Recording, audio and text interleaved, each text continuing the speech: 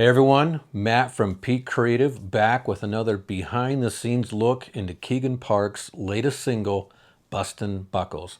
Today we're talking about vocals. And the number one thing with vocals is you want a great performance. We made sure that we had a mood in the studio where we were relaxed and having fun and just into the energy of the song. Beyond that, we also really thought carefully about what equipment we want to use to best capture Keagan's voice and the attitude of the song. This is a Telefunken TF-47. It's really well tailored to a voice like Keagan's. It's warm and rich, it's smooth, it's got a little bit of high end on it, but not too much. We ran this through the preamps in our API console, added just a touch of EQ, using Rupert Neve Design's EQ. And then we ran into an 1176 Blue Stripe style compressor limiter. Now this is a little bit more aggressive sounding limiter when it's pushed, and that's exactly what we wanted for this song. Now you've heard me say over and over and over that some of this processing we're doing on the front end while recording has been pretty subtle. This was not that subtle. We really were not afraid to go ahead and let the compressor work pretty hard. This is a pretty dynamic song. Keagan gets into it, gets pretty loud in a few places, so we did a fairly significant amount of compression.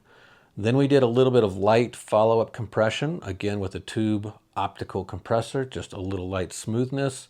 And as always, we ran it through tape saturation on the way into Pro Tools.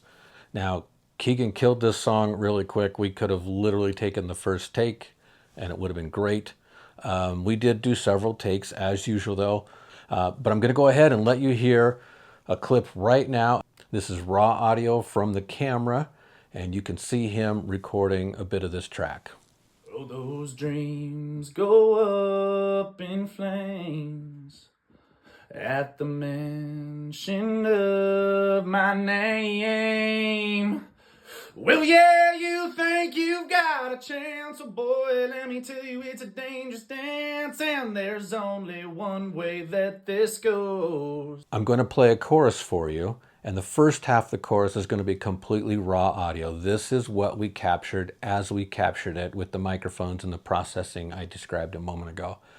The second half of the chorus, you're going to hear roughly what the mixed track sounds like. The main thing that you're going to hear is the addition of some reverb and a little bit of echo. There is some very subtle equalization in there, and there's also a little de-essing. De-essing is just some specialized processing to help reduce the s sounds that are so common when you're singing. So let's go ahead and hear that now. Well, yeah, you think you've got a chance, oh boy, let me tell you it's a dangerous dance, and there's only one way that this goes. Well, sky high coming out of the chute, fighting for the night, just me and you, round and round, putting on a show. Oh, no, this ain't my first rodeo.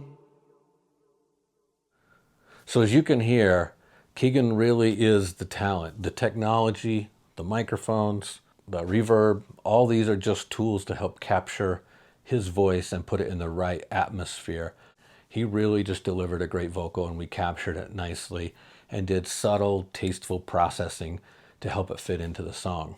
One thing that I did want to point out is that the reverb we used on this track is an analog reverb from Audioscape, and it puts out this beautiful sound. So it's much more like some of the reverberation tactics used in classic vintage recording than it is in a modern studio.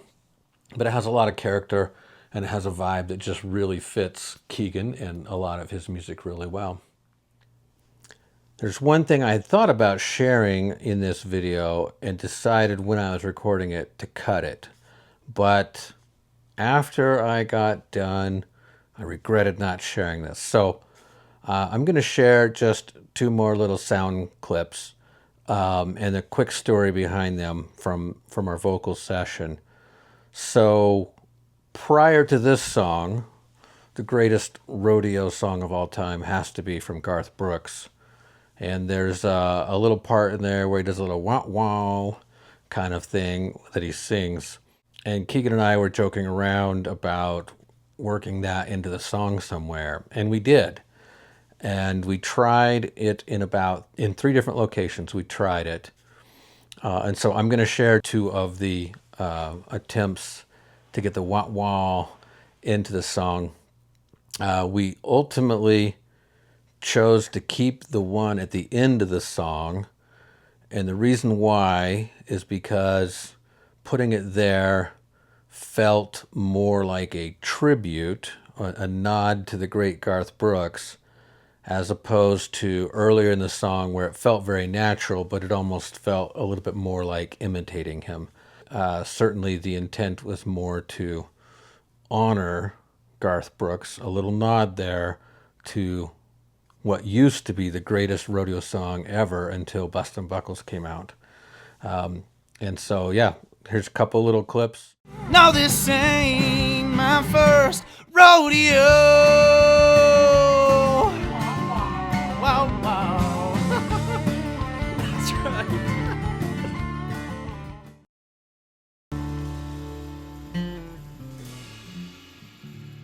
Whoa, whoa. Is that what you're thinking or no? Was that too late? Yeah, just a little earlier. Oh, a little earlier. Shoot. I'm sorry.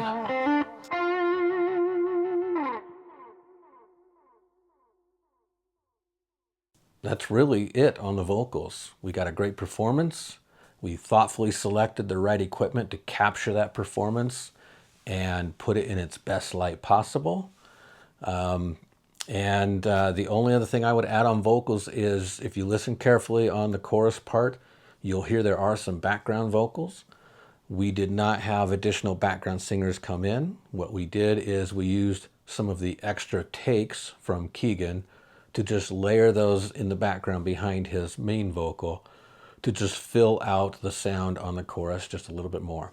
So that's it. That's vocals on Bustin Buckles. We've got one more episode coming where we're going to talk just a little bit about the final mixing of this track. Hope you're enjoying this series. See you again soon.